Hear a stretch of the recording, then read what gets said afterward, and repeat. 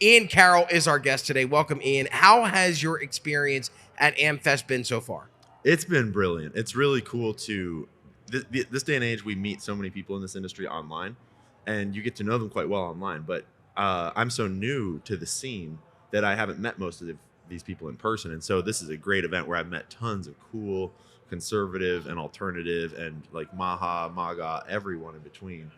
It's been a lot of fun. And you've blown up over the past, how long has it been since you really started the content creation game to where we're at today? It's been a year and a half. So I started in May of last year. So yeah. Are you, as you walk around the halls of AmFest, are people stopping you? And because you have a very recognizable face, you have a very recognizable look. Like I gotta imagine as you're walking through, people are like, "Oh, I know that guy. Oh, I know that guy." And he's super tall. Yeah, People can't tell on camera. It's really easy to spot. Yeah.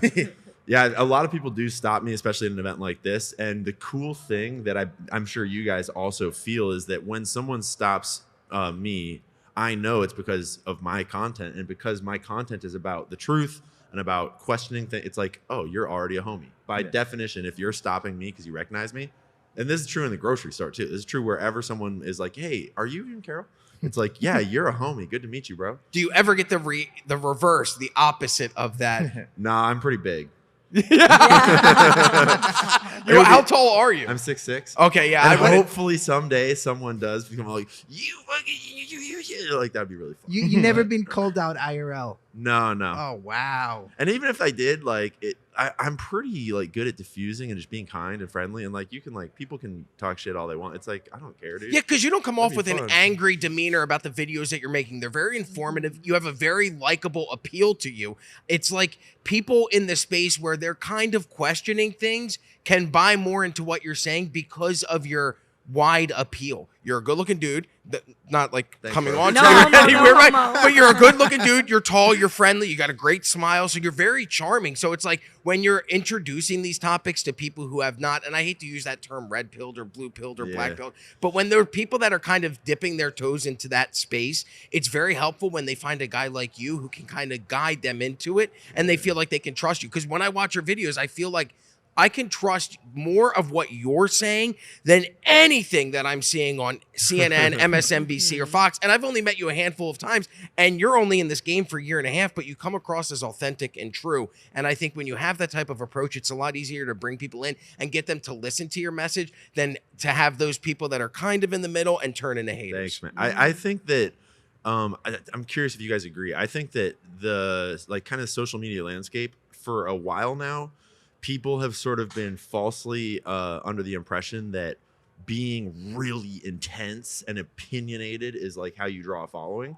and you just have to go over the top and over the top and over the top. But in reality, when you meet that dude at a party and you're like standing in the kitchen talking about an idea and he's just like, this is how it is and I'm gonna tell, like, right? Yeah. That's not actually that cool to hang out with, and it's really not fun to have a conversation with.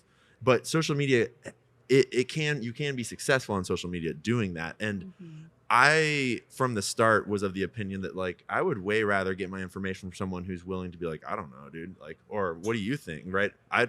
I disagree, but tell me why you think that, right? That's way more fun to have a conversation with that. And I like that when I watch your videos, there's a lot of you going, listen, I'm not an expert in this field, but I'm telling you what I have read to lead you to the conclusion that I'm at. And I think that helps people because when you watch people on mainstream media, they act like they're an expert in every single thing. And that's what turns you off because there's no possible way you can be that well versed in that many topics. So we know you're reading from a teleprompter. We know that you're not doing your own investigative journalism. When I watch you, I go, I know that guy's actually going and reading the articles. He's actually putting together the script that he's reading and reading to the audience. He's writing that script out. Whereas when you watch a Don Lemon on TV, or you don't anymore, but when you watch a Stephanie Rule or any of these people, you go, these people aren't doing the actual investigative journalism that you are doing day in and day out. So if you are not following Ian yet on Twitter, at Ian Carroll Show is his Instagram handle, but you're not on TikTok, and that's something I wanted to talk to you right off the bat about. We're currently in this weird phase where we are how many days away from the inauguration? Today is 30 now?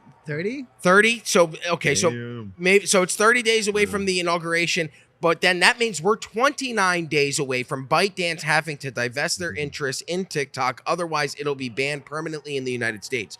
Your thoughts on the upcoming TikTok ban? Do you believe that it's a good idea, a bad idea, and why? Yeah, I mean, just to clarify, I still exist on TikTok, but but I never post there because I have an account warning and I've got a bunch of strikes, and so I can basically be banned at any time. And that size of following that I grew there is very valuable, even though I don't get to engage with them ever. And at this point, I hate TikTok so much that I would be like, yeah, F you guys, get out of here. I would love for them to save themselves from this idiocy and to be freed from Oracle and the CIA and whatever influences are, pulling the strings. So there. they can go back in the hands of the CCP. I would way rather that. Yeah. I would You'd way rather rather. have the CCP. Like, I don't know give what me China talk. Rather back. Chinese Ian, spies than American This ones. pisses me Okay. off that like everyone in the conservative movement, they forgot that this is a Chinese app controlled by the CCP, and now that Trump is like, oh, it's okay, we can have it. Like now we can have our children with that degenerate algorithm that is brainwashing them. I don't disagree, but when you look at people like Charlie Kirk, this and is the conversation we had with and Charlie. information. The conversation we had with Charlie Kirk yesterday. Charlie Kirk was very active with Turning Point USA on college campuses across the country. He's reaching out to that youth vote. At this point in the game, what Trump did really well in 2024 that Kamala did not go to is he went to the audience. She did not. She thought the audience would come to her. He went on the podcast. He went and did the different campaign platforms that no other candidate had ever done. If you take away TikTok, how do you reach those youthful voters that are still somewhat conservative, that are not on X, that are not on Facebook? How do you reach out to those He's gonna have people? to start going on Snapchat. Well, okay, guys. The thing is that it's not the only game in town. It's vertical video. Like, remember Vine? That thing just closed doors one day to another. Everyone lost their following, and then another, Yep. thing came up. So, like, if they close TikTok, the young people are gonna figure out in 10 minutes, and maybe we're gonna have an American company that's not related to certain type of people to rise up. Like, The algorithm's so much correct- better on TikTok, though. But- What can compete with that? you can compete with the algorithm. You Dude, know, there's so many I mean, things they- that could if you launch. Like, imagine launching an app where you can choose your own algorithms. Imagine launching an app where there's an AI built into the app that you can talk to the AI, which gets to know your preferences over time, and then you can ask the AI to change your algorithm to be like, I want to see all of like the PBD crew's stuff right now, just that. And then maybe you could even have that app let you own your own data and choose to sell your data if you wish to, right? Like, and I don't know why. Like, why has no one done that? Right? That's not. It's like. That sounds like a brilliant Yeah, idea. so I don't simple. know anything about trademarking, but if I were you, I would Yeah. I would call a trademark mean, on that idea. To be honest, I don't want to give anything away, but I was talking to a very powerful and influential and intelligent human last night that is actually already working on something like that. Oh, wow. They And should. we might be hearing about it sooner than we realize. I'm Wow. not going to like spill any beans on him, but yeah, I'm interested. I'm going to be talking to him more this weekend. So let's ask another question about Elon Musk, since you just brought him up in that Yeah. sentence that you just said. The pork bill. You saw the pork bill. It Yeah. went from, they cut it down 90% to like 100 pages. You follow the money. We've seen a few of the things that they say they gutted from that bill. What are things that people may have missed that were taken out of that bill that people are not paying attention to that are significant? Do you know of any? No, I mean, if I'm being honest, I haven't had time to look because it was so big. And so I haven't even looked at what was and wasn't in the bill and what didn't. Like, basically, in my eyes, I've come to the perspective that often you don't actually need to follow the money because you can just follow the people that are constantly beholden to the money and look at what they're doing and be like, well, if all of you guys want this thing and you're doing it right now, like, no thanks. Don't even need to read it. I mean, and I'm kind of kidding. I'm being facetious, but in this case, it was really obvious what was being done and how they were trying to do it. And I think we can pretty much count on all of those snakes to be snakes until the day we vote them out of office. But when you look at what Elon did, because what really started that was Elon being vocal about it, Trump being vocal about it, and then the right gathering or rallying behind both of those, and then being united against, hey, this can't go through the way it is. They asked Thomas Massey, why don't you ever vote on a bill and vote yes on a bill? And you know what Thomas Massey said? I vote no because I read them. And I feel like there's a lot of Washington that's not reading them because they can't read a 1,500-page bill in less than 24 hours. and they're not supposed to read them. Do you think this is a good foreshadowing of what we're going to see come January 20th when Vivek and Elon and Doge take over as part of the Department of Government Efficiency? Absolutely. I mean, literally the point of Doge is to turn down bills like that, is to, like, by definition, if the bill is that many pages, it's got a whole bunch of government bullshit in it that is not what we voted for. We voted for stripping a whole bunch of this government bureaucracy out and throwing it away, stripping out a whole bunch of these like career politicians and throwing them out. Like, so I would be disappointed without even knowing, even if everything in the bill was amazing, just on principle. The idea that we voted for was for basically for single issue bills and for simpler government and for less bureaucracy and money going to random stuff that we don't know. I think the problem with this is that it's such a boring topic that the Yep. the regular average American who's not paying attention doesn't care about it. But this is why they should be caring about it. Because it is so boring, they want you to not pay attention to it's by it. They want design. you to turn a It's by blind eye to design. it. But now guess what? When people like Elon get involved and Trump get involved and they go, no, that's too much. We don't want Congress to get a pay raise. We don't want to continue. There was things with COVID, the funding of COVID programs. Yeah. Still 3 years after the pandemic, and they're still passing bills to give more money back towards COVID incentives. Well, It's go Rob, ahead. you talk about follow the money. This is the biggest pile of money in the world. Like the whole stack of paper that goes to the $5 trillion budget. That's why DC is the richest place in the world. And like, I almost think that's a scarier thing to the system than anything Trump is threatening with like law enforcement and arresting people, is that they could shave $2 trillion a year off the $5 trillion. Like, imagine who that affects, like with healthcare and military spending. Very well said. That is Brandon. You know what Defund DC. And Well, it- Defund DC. Yeah. And you see, there were resignations starting weeks ago where they were saying people are preemptively resigning from their positions because they know come January 20th, it's a different ballgame. And the comment that people have said a lot, we've said it on our podcast, it's a new sheriff is in town. What's weird is it's like the old sheriff got laid off for a little bit. Now the old sheriff returns, but with a new attitude. And I don't think it's correct me if I'm wrong, and I'd like your input on this. It doesn't seem like Trump is coming from a place of retribution and vengeance. I'm a guy that voted for Biden in 2020.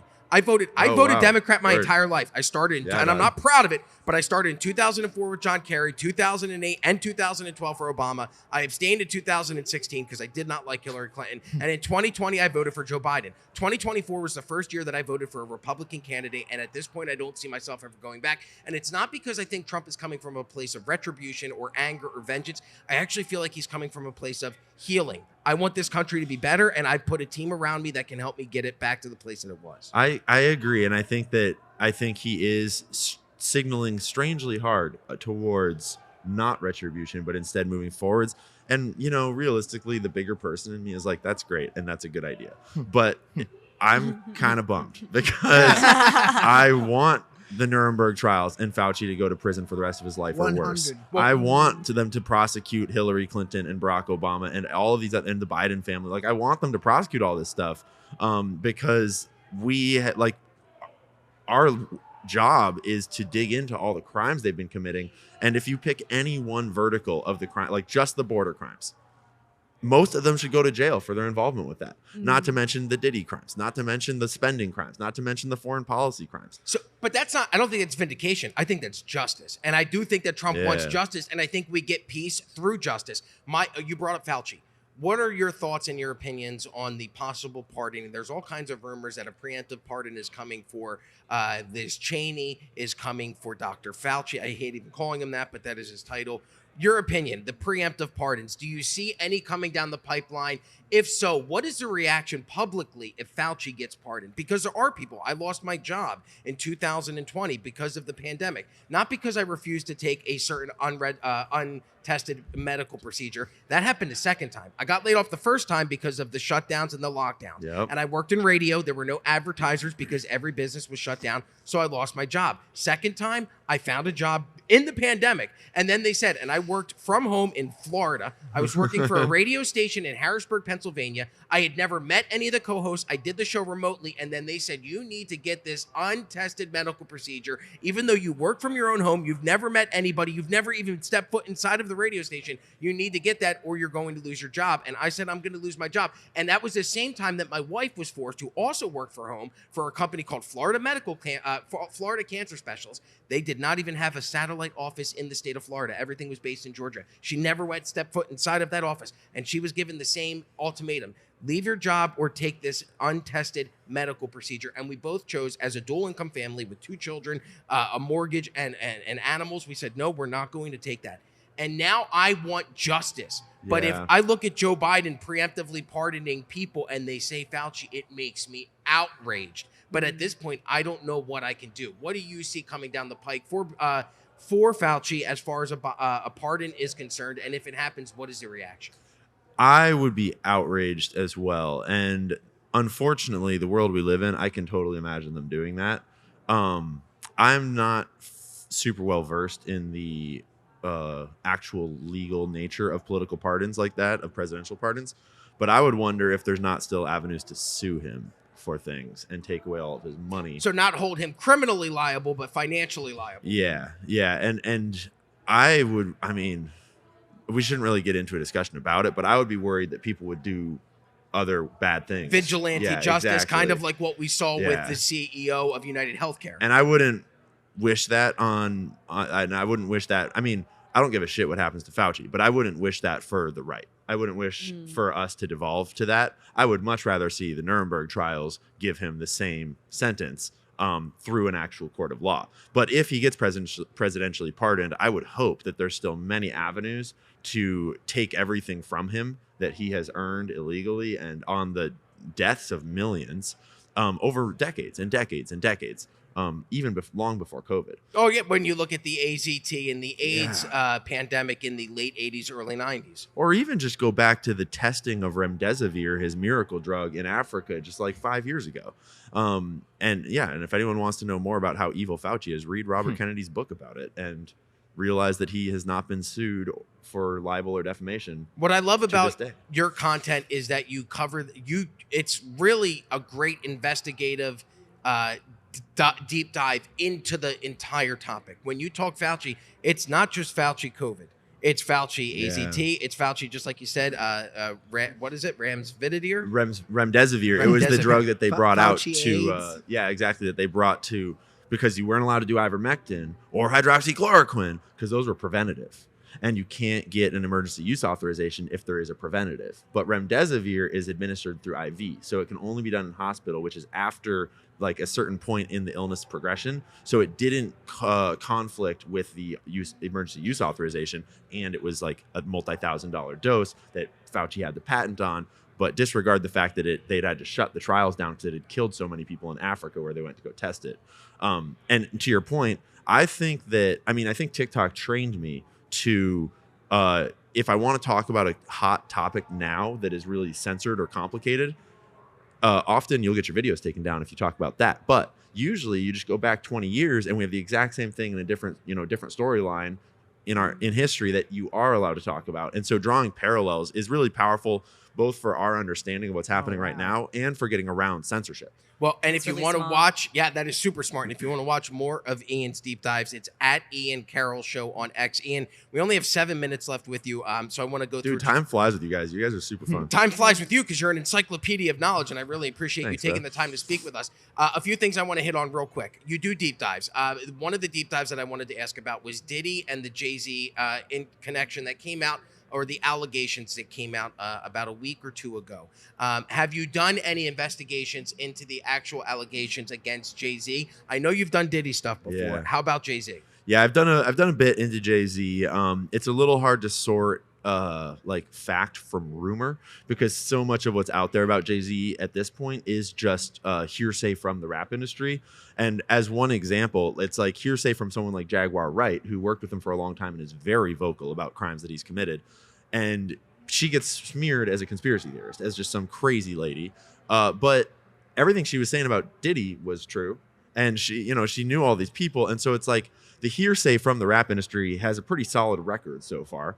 And then there's like the book by, the alleged book by Kim Porter. Kim Porter. Yeah. Diddy's ex-wife who passed away That's in a 2019. spicy book. And I picked it up on Amazon before they took it down. And so there's a lot of like rumors floating around that you can't really confirm.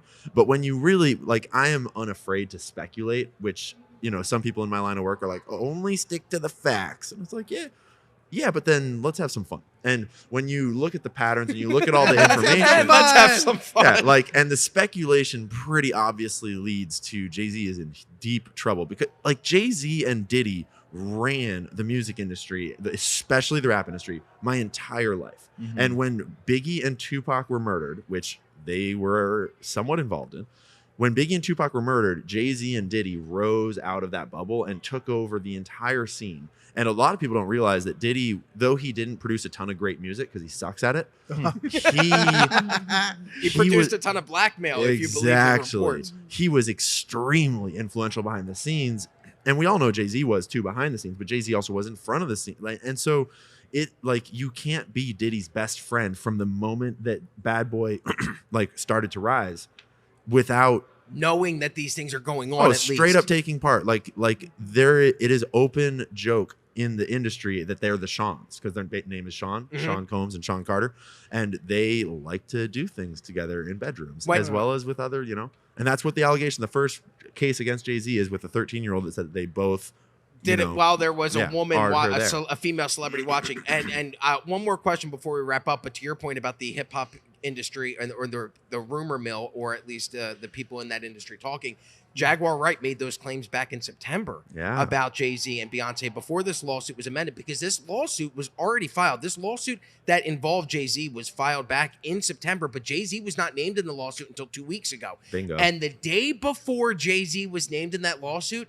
MIA came out with a video and released it the day before, where she talked about Beyonce and Jay-Z both being involved in blood rituals. And so you can't tell me that MIA somehow knew and the rest of the hip-hop industry had no idea. Yeah. And the timing of that video, the mainstream media reports that she put that video out in response to the lawsuit. But if you actually look at the tweet, that video came out on Saturday. Jay-Z was added to that lawsuit on a Sunday. Yeah. One final question for you, because it is top of mind for a lot of people. It's still going on. It's ongoing right now. Are the drones over New Jersey? They've been there since late November. We have not heard any word as to what they could possibly be. Through your due diligence, your research, have you come across any type of information as to what may be behind those drones? Are they our drones? Are they a foreign enemy? Are they from outer space? I mean, we could go on this for a whole other podcast, so I won't get into all the details. And I personally never really draw a certainty conclusion. So right now, what I think is most likely, based on what we've all been seeing, is the internet started to hone in on the nuclear scanning angle, right? Searching for some sort of nuclear device, dirty bomb, and which implies that they're controlled by some aspect of our government. And it's obvious that they wouldn't want to start a panic by, coming out and saying that. And so if you notice, right after we all kind of cued into that, this article came out, or it was like a press release about this container ship that arrived at Port Damage that had been transporting nuclear radioactive isotopes. And the New Jersey Belmar mayor was on Fox News and confirmed that report did exist. Yeah, it's real. And so to me, but there was no confirmation that it's like, okay, so that's what the drones are. They didn't connect it, but we were all looking for a nuclear thing. Then we get this article and this event where it's like, oh, see, nuclear material went missing. But when you look at it, that nuclear material is used for CAT scans. It can't be turned into dirty bomb material. It's completely like harmless, more or less. And so to me, that looks like they're like, shit, they're kind of honing in on what's going on. Maybe we should kind of like feed like if I had to go with a conspiracy theory on it, it's that article was intended to sort of satiate the nuclear needs. Exactly. Of people. It's a cover-up of a cover-up. But our theory, the internet's theory, would never apply to that scenario. Nah. And that scenario is one that they might cook up to be like, see, there's nothing to worry about. It's all fine. Everyone chill out. I have been talking about being concerned about, like, I feel like the world is primed for another 9/11. Like the empire needs war in the Middle East. The factions, like I'm not going to go into that deep, but I've been worried about that. You think something crazy happens before Trump gets in?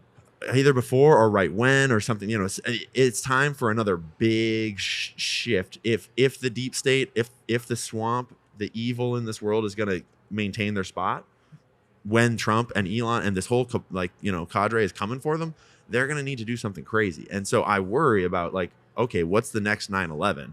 And the next 9/11 would have to be completely different and at least as big, if not bigger. And the obvious angle is either a dirty bomb in the United States that you can blame on Iran. Oh, wow. Or EMP that you can blame on Russia or Iran. And so, like, I just and then we see these drones, and so I'm not sure of any of that. That is just me kind of speculating, putting things together, just like we all do. But that's my sort of theory right now. Is maybe it's Trump's people, maybe it's Biden's people that are in charge of this drone operation that's somewhat compartmentalized, but ultimately it seems like they're scanning for nuclear material, and it seems like they're not scanning for CAT scan equipment. Final question. Ian Carroll is our guest. You can find him on X at Ian Carroll Show. Go watch his videos, follow him, subscribe. Ian, if there is another 9/11 coming, to the people that are out there watching, what can these people do in their day-to-day lives to prepare themselves in case there is some type of attack before January 20th? We're 30 days out. What is something that the average person watching, how can they prepare themselves in case of some type of an emergency? I mean, obviously, all the basic prepping stuff, you can go crazy and be a prepper. I think the most important thing is to just get right with your family and get right with yourself, because obviously yesterday is the best day to do that, is start living the life you want to live. But what comes to mind most importantly is not what to do to prepare, but what to do if that happens. Because if that, for example, if there's EMP, internet goes down, right? All electricity goes down, and we're in a whole set of problems. Well, we're in a digital age. Yeah, Everything, that's crazy all problem. of the money is done through online banking. So how do you access your bank accounts? All of the communication is done through text and cell. So how do you communicate with your family, with your loved ones, if that grid or that cell network goes So down? that's all this prep stuff, and like, do your own research on that. We don't have time for that. But the most important thing is to question everything, is to remember that, like, this is why history is such a great instructor, is if you remember 9/11, if people weren't asking questions and digging through the reports and the files, so much more would have gotten swept under the rug. And back then, they were able to sweep a lot of things under the rug, like a certain Israeli moving company that was taking a bunch of photos and videos. Urban moving systems. And they never found that video camera. And the messaging app. Yeah. When you read through those files, it's pretty fellas. clear that someone came and shut it down. Someone from the top shut it down, but we never got any answers on it. And so if some sort of crazy attack, some sort of false flag, whatever happens, the most important thing, and as we've seen happen on X over and over in the last year, is we need to all ask questions of the narrative, pay attention, document everything, and just save, download, archive everything, because in this age, information is powerful. And we've seen multiple attempts this year, like the first Trump assassination, where they had a whole narrative ready to spin that Iran had sent a shooter to go and kill Trump. And so we have seen our power to shut down their false flags. And if they try the big one, we need to be ready to shut down the big one. So it's sort of like, be ready for all hands on deck if something crazy goes on. And question everything. Ian, thank you so much for joining us. Again, our guest, Ian Carroll. Find him online at Ian Carroll Show on X. Go subscribe. Ian, thank you so much. Enjoy the rest of AmFest. We really appreciate you taking the time to join us today. And everybody at home, thank you for watching. Make sure you like and subscribe, and we will see you on another edition of The Unusual Suspects. Thanks, y'all. Thanks, Ian. Thank you. So if you like this clip, click right here. And if you want to see more like it, click right here. Stay angry, Patriots.